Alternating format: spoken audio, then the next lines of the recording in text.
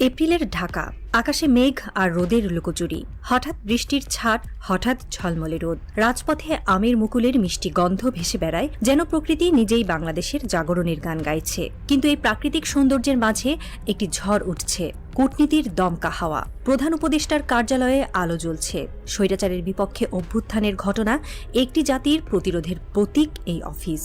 ড মোহাম্মদ ইউনূসের টেবিলে ছড়িয়ে আছে দক্ষিণ এশিয়ার নতুন রাজনৈতিক মানচিত্র। তিনি জানেন, নরেন্দ্র মোদী বাংলাদেশের বিরুদ্ধে একের পর এক কূটচাল চালছেন একটি অঘোষিত বাণিজ্য যুদ্ধের মাধ্যমে। কিন্তু ইউনূস নীরব নন। তিনি মোদীর ইটের জবাব দিচ্ছেন পাথর দিয়ে, কূটনীতির ভাষায়, বুদ্ধির জোরে। এটি একটি রাজনৈতিক থ্রিলার, যেখানে বাংলাদেশ আর ভারতের ছায়ায় থাকবে না।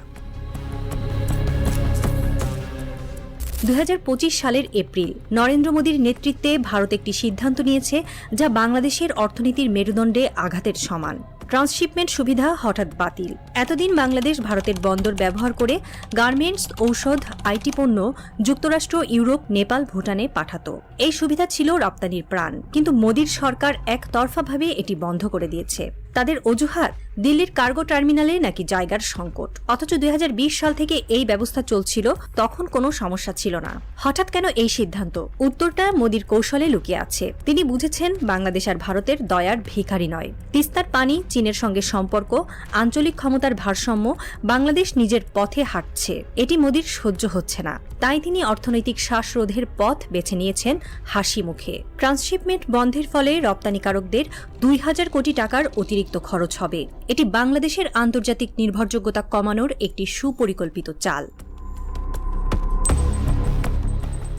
মোদীর কূটচাল এখানেই শেষ নয়। বাংলাদেশের গার্মেন্টস শিল্পের প্রাণ হল সুতা, যার বড় অংশ ভারত থেকে আসে। মোদীর নির্দেশে ভারত সস্তায় সুতা পাঠাচ্ছে, যাতে বাংলাদেশের স্থানীয় টেক্সটাইল মিলগুলো টিকতে না পারে। ফলাফল, 4500টি টেক্সটাইল মিলের 30% উৎপাদন কমিয়েছে। এটি স্থানীয় শিল্প ধ্বংসের কৌশল। মোদী চান বাংলাদেশ আমদানি নির্ভর হয়ে তাদের পায়ের তলায় থাকুক। এশিয়ার দ্বিতীয় বৃহত্তম গার্মেন্টস রপ্তানিকারক দেশকে তিনি নিয়ন্ত্রণ করতে চান। কিন্তু নোবেলজয়ী প্রফেসর এই ফাঁদে পড়েননি। জাতীয় রাজস্ব বোর্ড 5টি স্থলবন্দর দিয়ে ভারতীয় সুতার প্রবেশ বন্ধ করে দিয়েছে। স্থানীয় মিলগুলো ঘুরে দাঁড়াচ্ছে। এটি মোদীর বাণিজ্যিক আগ্রাসনের বিরুদ্ধে কূটনৈতিক পাথর। মোদীর সবচেয়ে পুরনো কৌশল হল তিস্তা নদী নিয়ে প্রতারণা। 2011 সালে পানি বন্টনের কথা ছিল, কিন্তু মমতা ব্যানার্জির নার পর মোদী চুপ। 14 বছর ধরে শুধু প্রতিশ্রুতি, কিন্তু তিস্তার পানি কমে মাত্র 200 কিউসেকে নেমেছে। উত্তরবঙ্গের কৃষকরা মরছে, ধান চাষ থমকে গেছে। আর মোদী, তিনি ব্যস্ত চিকেন স্নেকের নিরাপত্তা নিয়ে। বাংলাদেশের জনগণ এখন বলছে, তিস্তার বদলে ইলিশ কেন পাঠাবো? মোদীর কৌশল শুধু বাণিজ্যে সীমাবদ্ধ নয়। ভারতীয় কোম্পানিগুলো আক্রমণাত্মক ডিসকাউন্টে পণ্য বিক্রি করে বাংলাদেশের বাজার দখল করছে, তারপর দাম বাড়াচ্ছে। কোকাকোলার মতো ব্র্যান্ডের পেছনে ভারতীয় কর্পোরেট সংযোগ আর গোপন নেই। কাস্টমস ও বন্দরে পরিকল্পিত বিলম্ব তৈরি করে পচনশীল পণ্য আটকে দেওয়া হচ্ছে। পেঁয়াজ, চালের রপ্তানি বন্ধ করে মোদী বাংলাদেশের বাজার নিয়ন্ত্রণ করছেন। এটি economic strangulation with a diplomatic smile. হাসি মুখে শ্বাসরোধ। মোদীর আরেকটি চাল, ধর্মীয় ইস্যুতে বাংলাদেশের বিরুদ্ধে আন্তর্জাতিক প্রচার। সংখ্যালঘু নির্যাতনের অভিযোগ তুলে ভারতীয় মিডিয়া পশ্চিমা দেশগুলোতে বাংলাদেশের ভাবমূর্তি ক্ষুণ্ণ করছে। কিন্তু মণিপুরে আগুন, মেঘালয়, নাগাল্যান্ডে বিচ্ছিন্নতাবাদ, সেখানে মোদীর মানবাধিকারের কথা কোথায়? মোদীর ডিভাইড অ্যান্ড রুল কৌশলের সামনে বাংলাদেশ আর চুপ নেই। প্রফেসর ইউনূস মোদীর ইটের জবাব দিচ্ছেন পাথর দিয়ে। প্রথম পদক্ষেপ, চীনের দিকে ঝুঁকে। তিস্তা প্রকল্পে চীনের সঙ্গে $2.1 বিলিয়ন চুক্তি হয়েছে।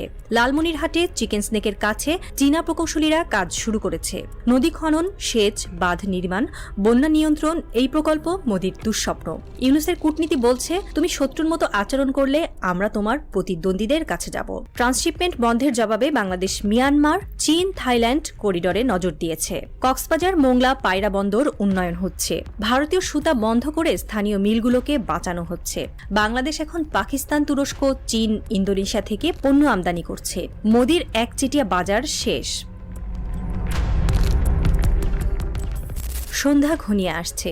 বৃষ্টির ছাট থেমে গেছে, আমের মুকুলের গন্ধ এখনো বাতাসে। প্রধান উপদেষ্টা অফিসের আলো আরও বাড়িয়ে দেওয়া হয়েছে। আলোকিত মানুষ প্রফেসর ইউনুস জানেন, মোদির কূটচালের বিরুদ্ধে এই লড়াই কঠিন। ভারতের প্রতিক্রিয়া, চীনের প্রতিশ্রুতি, আঞ্চলিক ভারসাম্য, সব জটিল সমীকরণের স্তূপ তার সামনে। কিন্তু তিনি ভয় পান না। তার পেছনে রয়েছে একটি জাতির শক্তি। ঢাকার রাজপথে, চট্টগ্রামের বন্দরে, বগুড়ার দইয়ের কারখানায় একটি বার্তা ছড়িয়ে পড়ছে, বাংলাদেশ আর মাথা নত করবে না। মোদির ইটের জবাবে ইউনুস পাথর ছুড়ছেন, আর এই পাথর রোদ বৃষ্টির এই এপ্রিলে দক্ষিণ এশিয়ার রাজনীতি বদলে দেবে।